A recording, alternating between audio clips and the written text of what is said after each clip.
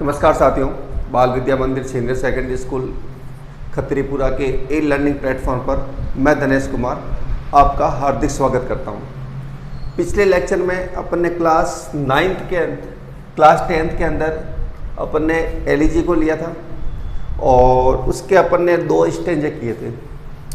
आज जो है हम उसके आगे बढ़ते हैं और तीसरा और चौथा स्टेंज अपन आज इसके अंतर्गत लेते हैं। कल हमने बात की थी कि भाई आर्लिंगटन के अंदर जो है एक ऐसा व्यक्ति है जिसके बारे में लोग कहते हैं कि वो बहुत ही धार्मिक जीवन जीता है, धर्मपरायण है और आयरॉनिकल पॉइंट है, कटास किया गया है और कटास सबसे लास्ट में सब हमारे सामने आएगा किस बात को लेकर कवि ने जो है पोइट ने ओलिवर गोल्डस्मिथ ने जो है इसके ऊपर एक व्यंग किया है कि हमारे अंदर या व्यक्तियों के अंदर या इंसानों के अंदर जो है इतना जहर हो चुका है, इतनी ज़्यादा 2 चेहरे वाली बातें करते हैं जिसकी सीमा शायद जो है हम जानवरों के साथ भी तुलना नहीं कर सकते। चलते मित्रों, आज अपन शुरुआत करते हैं बिना समय गंवाए।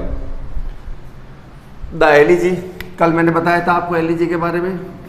एक फनल सॉन्ग होता है जो किसी बिलव्ड या रिलेटिव या फ्रेंड की मृत्यु के ऊपर गाया जाने वाला शोक गीत जो होता है वो एलईजी कहलाता है। और यहाँ पर जो एलईजी लिखी गई है, ये लिखी गई है डेथ, किसकी डेथ हुई थी? मैड डॉग, एक पागल कुत्ते की मृत्यु पर जो है ये एलईजी लिखी गई है और वो लिखी गई है ओलिवर गोल्डस्मिथ के द्वारा। अब हम कल से आगे शुरू करते हैं। आज 3 में स्टेंज में क्या कहता है? A kind and gentle heart he had. Kind का मतलब होता है दयालु और जेंटल का मतलब होता है सौम्य, कोमल। तो a kind and gentle heart he had. अब उस जेंटलमैन की बात हो रही है जो एक रिलीजियस व्यक्ति, हमने पिछले वाले पैरे के अंदर बात की थी, एक रिलीजियस व्यक्ति जो बहुत ही धार्मिक जीवन जीता और लोग इसके बारे में कहते हैं, उसके बारे में यहाँ बात हो रही है कि उसका हृदय जो था, हार्ट जो था, वो बहुत ही सौम्य था, सौम्य और दयालु, दयालु भी था और सौम्य भी था। To comfort friends and foes. Friends का मतलब मित्र होता है, गाइज, और फौज का मतलब एनिमी से है।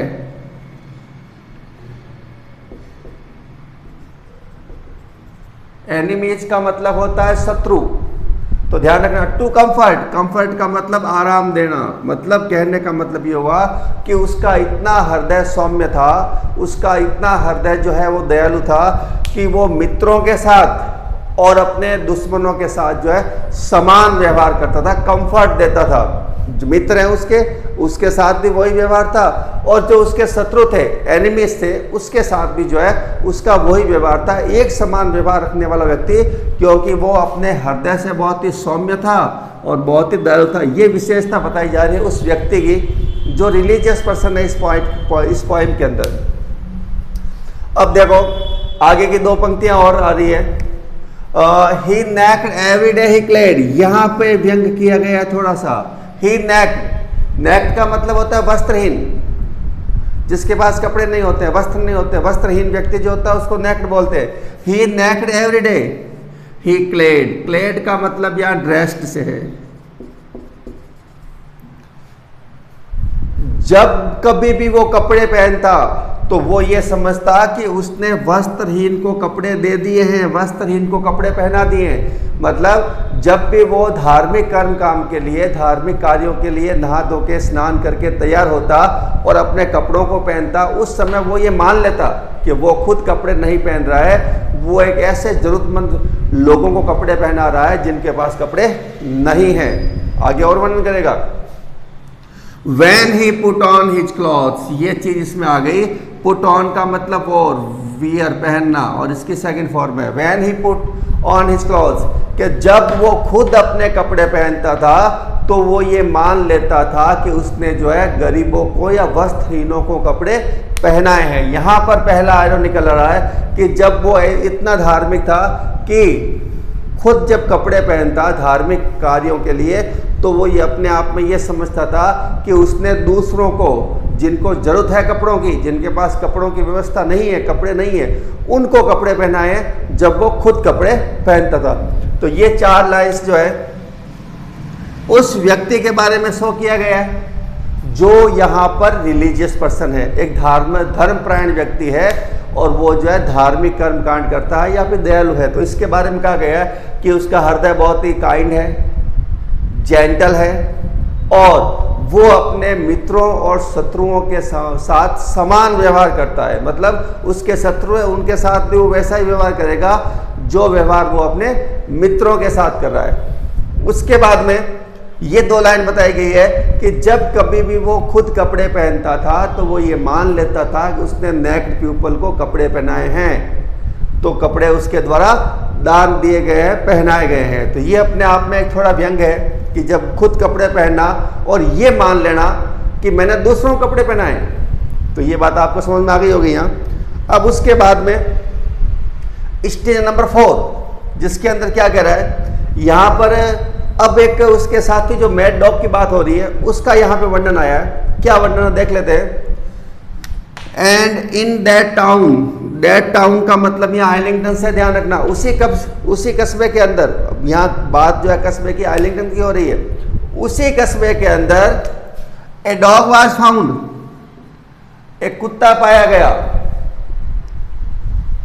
क्या कहता है, as many dogs there be, अधिक प्रजाति के वहां पे कुत्ते थे, उसमें से एक कुत्ता और भी पाया गया। अब प्रजातियां कौन कौन सी है वो यहां पे जो है बात करता है। मॉन्ग्रल, मॉन्ग्रल का मतलब होता है संकर नस्ल के कुत्ते, मिक्सचर ऑफ डिफरेंट ब्रीड्स, हम इसको बोल सकते हैं संकर नस्ल, जिसको अपन कहते हैं मिक्सचर ऑफ डिफरेंट ब्रीड का मतलब होता है संकर नस्ल। उसके बाद पुप्पी का मतलब होता है small dogs, a young dog जिसको अपन बोलते हैं पिल्ला। वेल्प का मतलब होता है छोटे नस्ल के जो कुत्ते होते हैं उनको वेल्प कहा जाता है। हॉन्ड का मतलब होता है आपके ये शिकारी कुत्ते जिसको अपन बोल सकते हैं हंटिंग डॉग्स, जिसका अपन क्या नाम ले सकते हैं हंटिंग डॉग्स। और कर्स जो होते हैं वो आक्रामक होते हैं, एग्रेसिव डॉग होते हैं ऑफ लो डिग्री। लो का मतलब निम्न और डिग्री का मतलब स्तर, और कई निम्न स्तर के कुत्ते भी वहां पे पाए जाते थे, उनमें से एक कुत्ता वहां पे पाया गया। यहाँ पर जो है पोइट ने कुत्तों की प्रजातियों के बारे में बात की है। वापस से अपन इसको देख लेते हैं। मॉन्ग्रल डिफरेंट ब्रीड का होता है, संकर नस्ल का होता है। वेल्प जो होता है वो यंग डॉग होता है, पुप्पी जो है यंग डॉग होता है। वेल्प जो होता है वो छोटे नस्ल के जो कुत्ते होते हैं, लिटिल डॉग होते हैं, उनको बोलते हैं। और हॉन्ड जो होता है वो आपके लिख सकते हो यहाँ शिकारी कुत्ता, हंटिंग डॉग, ठीक है। और या कर्स की आप बात करें तो लिख सकते हैं एग्रेसिव, ठीक है। तो यहां पर जो है पोइट ने ये बताने का प्रयास किया, पहली चार पंक्ति स्टेंजा 3 के अंदर आई हुई, उसमें उन्होंने ये बताया है कि भाई एक रिलीजियस व्यक्ति था और वो अपने आप में किस प्रकार का व्यवहार करता था उसके बारे में बात बताई गई। और स्टेंजा नंबर 4 के अंदर इस बात को लेकर चर्चा की गई है कि उस आइलिंगटन के अंदर कई प्रकार के कुत्ते पाए जाते थे, और यहाँ पोइट ओलिवर गोल्डस्मिथ ने जो है वहाँ पे वर्णन किया है कि इस प्रकार के कुत्ते थे, उसमें से एक कुत्ता जो है वो पाया गया। और अब आगे का जो वर्णन होगा, इस कुत्ते की इस मैन की दोस्ती होगी और फिर किसी कारण से जो है इनके अंदर विवाद होगा, और उस विवाद को लेकर जो है कुत्ता पागल हो जाएगा और उस आदमी को काट लेगा। तो ये सारा वर्णन जो है काटने के बाद जो है लोग ये प्रिडिक्शन करेंगे कि कुत्ते के जहर से जो है उस सो कॉल्ड रिलीजियस व्यक्ति की जो है मौत हो जाएगी।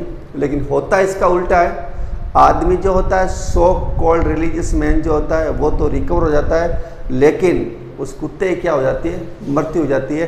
तो इस बात को लेकर जो है अपन अगले वाले वीडियो के अंदर चर्चा करेंगे।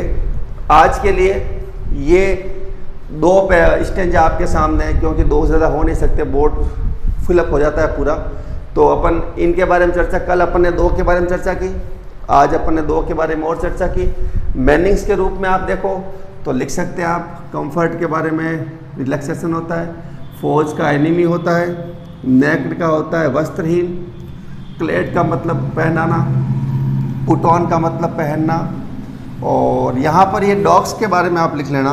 मॉन्ग्रल का मतलब होता है डिफरेंट ब्रीड, और पुपी का मतलब होता है यंग डॉग्स, वेल का मतलब लिटिल डॉग्स, हॉर्न का मतलब हंटिंग डॉग्स होता है, कर्स का मतलब जो होता है वो एग्रेसिव डॉग को लेकर है, और लो डिग्री, डिग्री का मतलब लेवल, इस स्तर के कुत्ते हैं। तो मित्रों, उम्मीद है मुझे ये चीज़ आपको समझ में आ गई होगी। दो स्टेंजा मिलते हैं फिर अगले वाले क्लास के अंदर, जब हम इसके जो है आगे वाले भाग को लेकर चर्चा करेंगे। और तब तक जो है जैसे स्टेंजा आते हैं आप उनके मीनिंग्स के नोट्स बनाते रहें। और मैंने आपको पहले भी कहा था कि आपको जो इसके प्रश्न उत्तर है या इसके जो रेफरेंस टू कॉन्टेक्स्ट एक्सप्लेनेशन है वो आपको जो है नोट्स के जरिए आपके मोबाइल पर उपलब्ध करा दी जाएगी जब तक ऑफलाइन क्लासें नहीं होती है। ठीक है, तो मित्रों आज के लिए इतना ही।